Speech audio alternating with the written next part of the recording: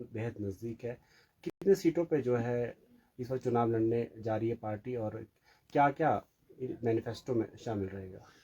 आप देखें, पहले तो ये जो नगर निगम का चुनाव है, ये करीब 1 वर्ष के बाद ये हो रहा, और इसके लिए जिस प्रकार से आपने देखा, पूर्व में जो भाजपा की सरकार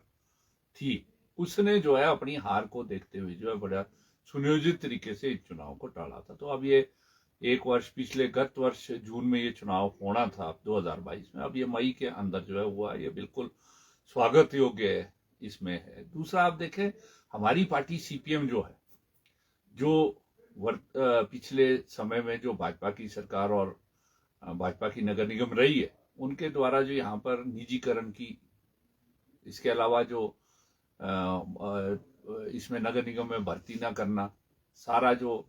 सेवाएं हैं, चाहे पानी है, चाहे सफाई है, चाहे अन्य जो वो है, उनका निजीकरण का जो काम किया है, पहला तो हमारी पार्टी जो है इस निजीकरण के खिलाफ जो है ये चुनाव लड़ेगी। और हम एक विकल्प के रूप में, जो कांग्रेस और भाजपा की नीतियां हैं, इनके विकल्प के रूप में, और आपने देखा है 2007 से लेकर 2012 तक यहाँ पर कांग्रेस की नगर निगम रही है, और 2012 में जो प्रत्यक्ष चुनाव जब हुआ था, तो उस समय में हमारी पार्टी को जो है वो मेयर और डिप्टी मेयर शहर की जनता ने जो है चुनकर जिम्मेवारी दी थी। और आपने देखा है, चाहे ये स्मार्ट सिटी है, चाहे ये पानी की योजना है, चाहे अमृत है,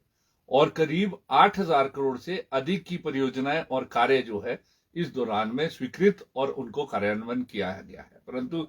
स्मार्ट सिटी 2016-17 में जो लंबा संघर्ष हमने केंद्र सरकार और राज्य सरकार, उस समय केंद्र में भाजपा की सरकार थी और राज्य में कांग्रेस की सरकार, बावजूद इसके कि हमारे अधिक अंक थे जो क्राइटेरिया फिक्स किया था, दोनों ने मिलकर जो इसको ये धर्मशाला जो है उसको स्मार्ट सिटी किया था। हमने, आपको मालूम है, बतौर एक नागरिक होने के नाते संजय चौहान जो है, हमने उच्च न्यायालय में इस केस को लड़ा था और शिमला को स्मार्ट सिटी में किया था, और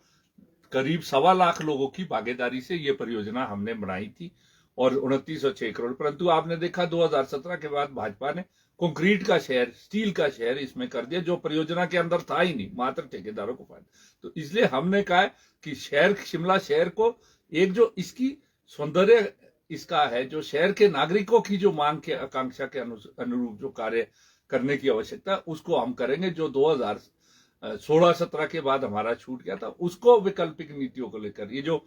भाजपा की नीति है, टाउन हॉल निजी हाथों में दे दिया, जो बुक कैफे है वो जो है निजी हाथों में दे दिया, पूरी तरीके से पीने का पानी निजी हाथों में, ये जो सेवाओं के निजीकरण की नीति है, ये जो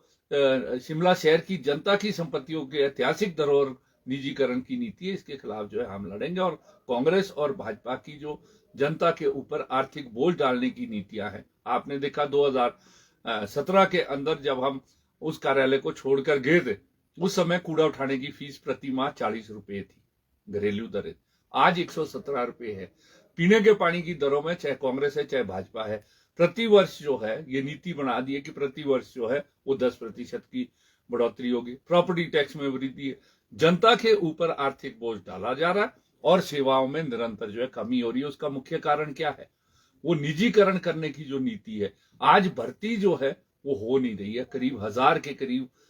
कर्मचारी है जो नगर निगम के अंदर आज रिक्त पड़े हैं पद, है ना, वो भर्ती सरकार करती नहीं, कुछ आउटसोर्स पे करती है, उससे कर्मचारी का भी शोषण है और सेवाएं। तो आज ये जो भाजपा कांग्रेस की निजीकरण की नीति है, ये जो शहर की संपत्तियों को जो है बेचने की नीति है, और सिटी डेवलपमेंट प्लान आज तक नहीं बन पाया है। इस सरकारें रही है 1977 और 79 में जो इंटरिम डेवलपमेंट प्लान बना है, उसके बाद चाहे कांग्रेस की सरकार आई चाहे भाजपा की, उन्होंने कुछ नहीं किया है। तो ये हमारा जो है रहेगा कि ये जो शिमला शहर का सौंदर्य है, इसको, इसका विकास जो है शहर की जनता के अनुरूप किया जाए, ताकि ये शहर जो है हर शहरवासी के लिए जो है रहने योग्य हो, चाहे गरीब है, अमीर है, रेडी फड़ी है, सफाई का कर्म